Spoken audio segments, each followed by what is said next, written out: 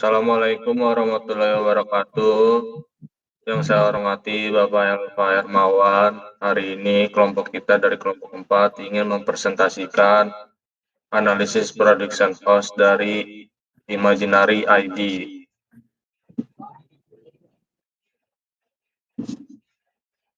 Yang pertama, perkenalkan diri dulu dari saya Ridho Ramadan. Yang kedua itu ada Fahri Ferdiansyah. Yang ketiga itu ada Muhammad Bambang Kemawan. Yang keempat itu ada Rasyadan Sadiki Auzi. Yang kelima itu ada Gardal Zeva. Yang keenam itu ada Fadil Muhammad Rasyad. Yang ketujuh itu ada Muhammad Abid Muso Utomo. Yang ke-8 itu ada Kevin Alrido Manik, yang ke-9 itu ada Faris Almar Kurniawan, dan yang ke-10 adalah Aditya Ayunda Putra.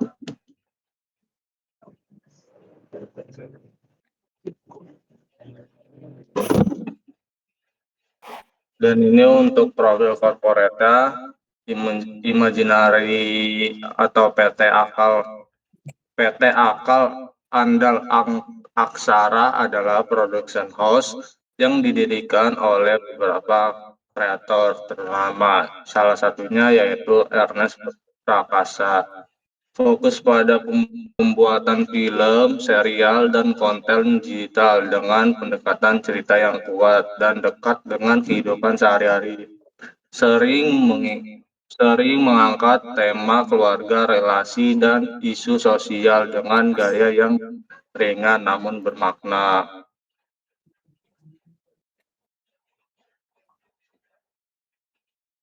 Slide selanjutnya.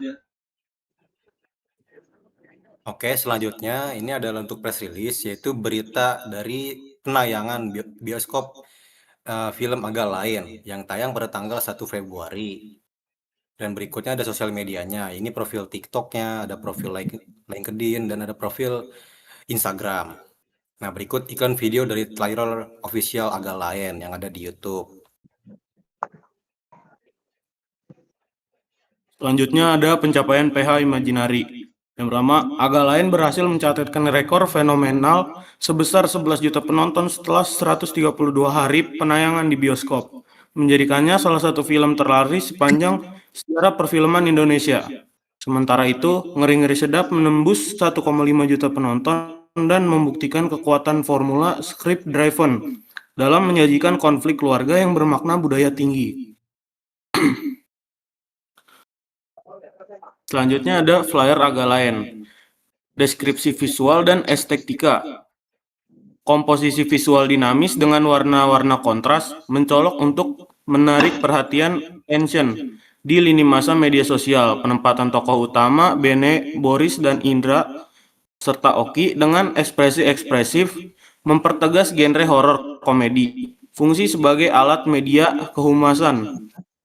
Awareness menyebarkan info judul dan tanggal tayang serentak di Instagram, Twitter, WhatsApp.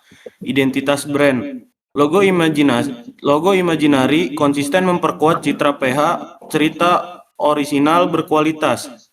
Call to action. Pencantuman 1 Februari di bioskop mengarahkan di-share menuju action.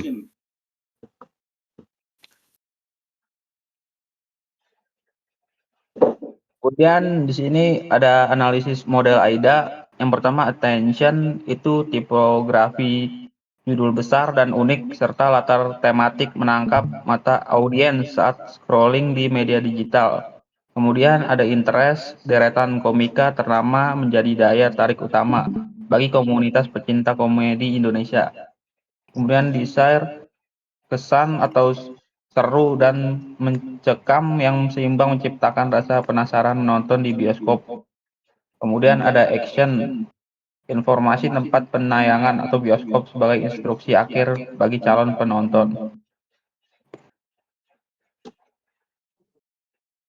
Selanjutnya ada STP, Segmentation, Targeting, dan Positioning.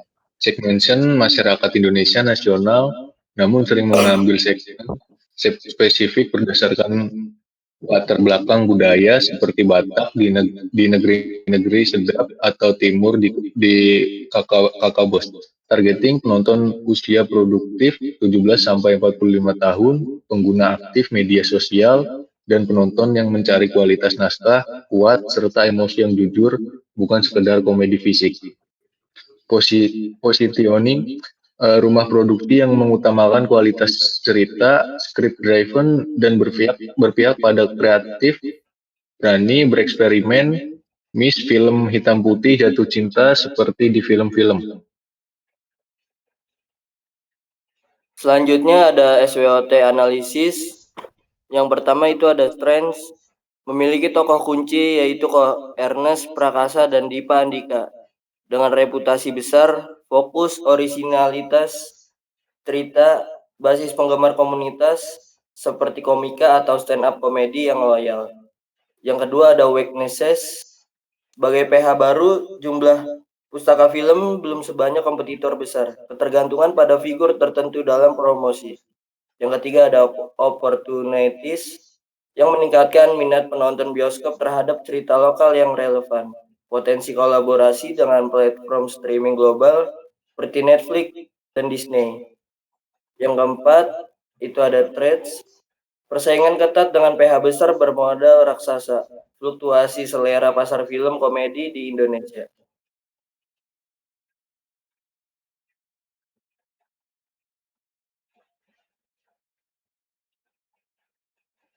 USP tolong dibaca.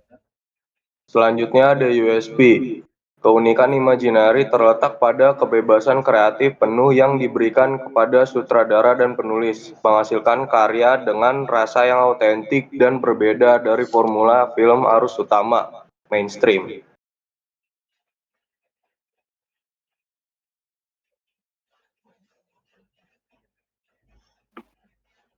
Next. Selanjutnya ada marketing 4P, produknya film layar lebar berkualitas tinggi, soundtrack original, dan konten digital. Lalu ada price, harga tiket bioskop, ekonomis, standar, dan biaya langgaran platform OTT. Lalu ada place, distribusi luas di jaringan bioskop, Cinema XX1, CGV, Cinepolis, serta platform digital. Lalu ada promotion, kampanye kreatif, media sosial, roadshow ke daerah, dan kekuatan word of testimoni penonton. Lalu ada AIDA model, attention, merilis poster dan teaser unik yang memancing rasa penasaran di Instagram atau TikTok. Lalu interest, mengunggah konten behind the scene dan tantangan challenge yang melibatkan para aktor. Lalu ada desire, menampilkan ulasan positif dari kritikus film dan testimoni penonton yang emosional. Lalu action, mengajak penonton membeli tiket segera melalui promo buy one get one atau pesan tiket lewat aplikasi. Lalu ada pensil mode, satu ada publication, rilis berita di media besar tentang pencapaian jutaan penonton. Dua event, mengadakan gala premier dan nonton bareng nobar di berbagai kota. Lalu ketiga ada news, menciptakan tren berita seperti tim hitam putih pertama di era modern. Lalu keempat ada community involvement, melibatkan komunitas stand up Indo dalam promosi film. Yang kelima ada identity, penggunaan logo dan warna minimalis yang konsisten di setiap modern promo. Lalu ada lobbying, menjalin hubungan baik dengan ekstributor bioskop untuk jumlah layar optimal. Lalu yang ketujuh ada social investment, memberikan apresiasi dan ruang bagi talenta-talenta baru di industri film. Ya, berikutnya adalah peso model. Yang pertama ada paid media, iklan berbayar di Instagram Ads, YouTube Ads, dan billboard di jalan protokol.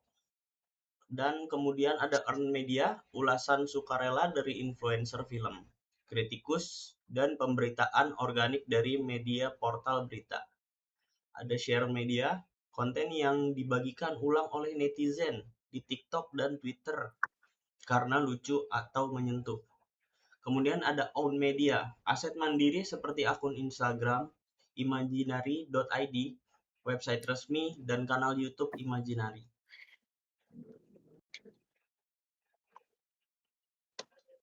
Dan itulah beberapa poin-poin dari PH Imaginary, mulai dari promosi, talent, sampai jumlah viewer yang paling banyak filmnya. Sekian, kurang lebihnya mohon maaf. Wassalamualaikum warahmatullahi wabarakatuh.